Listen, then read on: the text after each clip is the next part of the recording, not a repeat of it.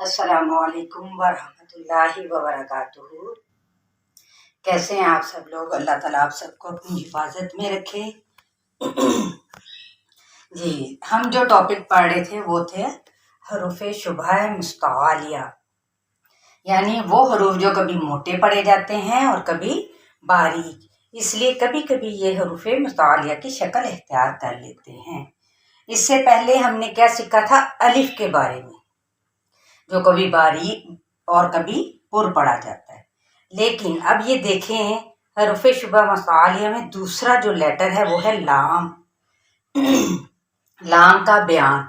अब लाम कैसे कि ये हर जगह ये भी मोटा नहीं पढ़ा जाता, सिर्फ इसमें जलाला यानी अल्लाह के नाम में पुर होता है, यानी लफ्ज अल्लाह और अल्लाहुम्मा के लाम से पहले जबर या फिर पेश हो तो उसे पुर यानी मोटा, और जेर हो तो बारीक पढ़ेंगे। इनके अलावा बाकी सब लाम बारीक पढ़े जाएंगे। अब यहाँ पर हम लाम के मोटा होने यानी तफखीम का जो दर्जा है वो क्या है कि लाम जो है वो मोटा कब कब पढ़ा जाता है? जब लफ्ज अल्लाह या फिर अल्लाहुम्मा से पहले वाले हर्फ पर जबर या फिर पेश हो तो उन्हें क्या करेंगे? मोटा पढ़ेंगे। ठीक है, कुछ एग्जाम्पल्स के साथ हम चलते हैं।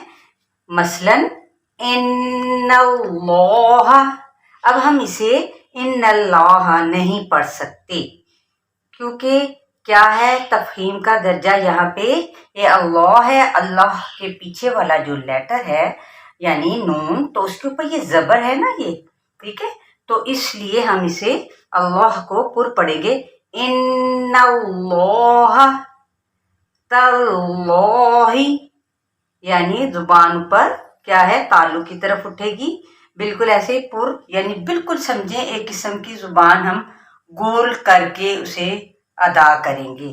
तल्लाही। फिर है क़दरुल्लाह, क़दरुल, ये देखिए यहाँ पे क्या है? पेश की एग्जाम्पल है। क़दरुल्लाह, क़ौलुल्लाहुम्मा, क़ौलुल्लाहुम्मा, हम इसे क़ौलुल्लाहुम्मा नहीं पढ़ सकते क्योंकि पीछे अल्लाहुम्मा के पीछे पेश और इधर अल्लाह के पीछे भी पेश है। यानी नोट क्या करना है हमने?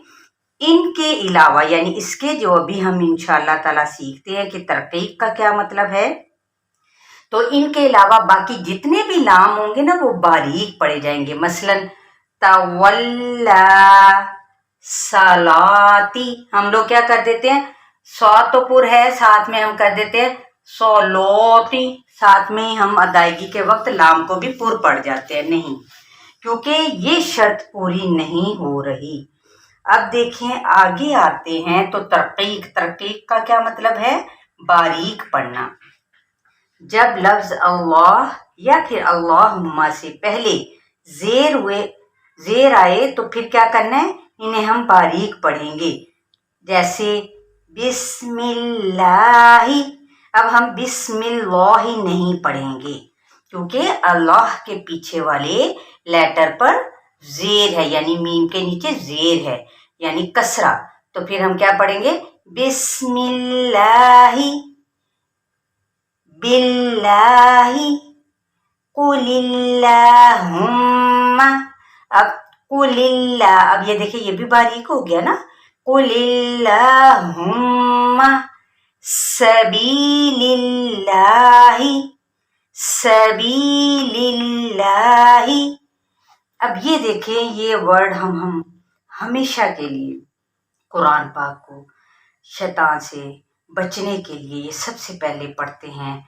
पहला लफ्ज औज़ु बिल्लाही, अब इसका मखरज भी आप देखिए, पहले है हमजा और फिर है आइन, औज़ु बिल्लाही, यहाँ पे भी बिल्लाही नहीं पढ़ेंगे क्योंकि अल्लाह के पीछे वाले लेटर पर जीर है।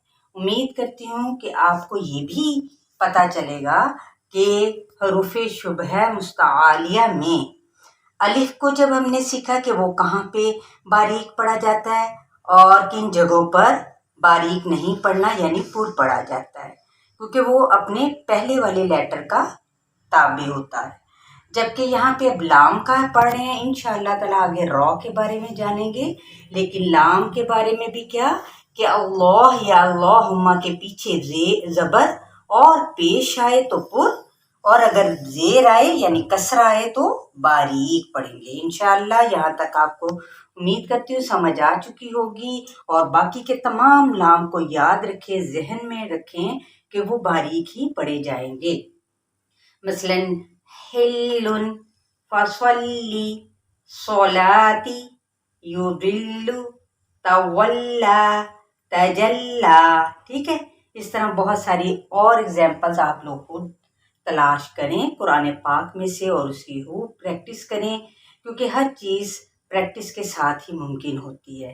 ٹھیک ہے، چلیں جی، بہت ساری دعاؤں کے ساتھ کہ اللہ پاک آپ سب کے ساتھ آسانی کا معاملہ فرمائے، اور اگر ایک بار نہیں ذہن میں آتا دوبارہ سنیں تو انشاءاللہ تعالی لازمی انسان کو سمجھ آنا شروع ہو جاتی ہے. السلام علیکم ورحمۃ اللہ وبرکاتہ.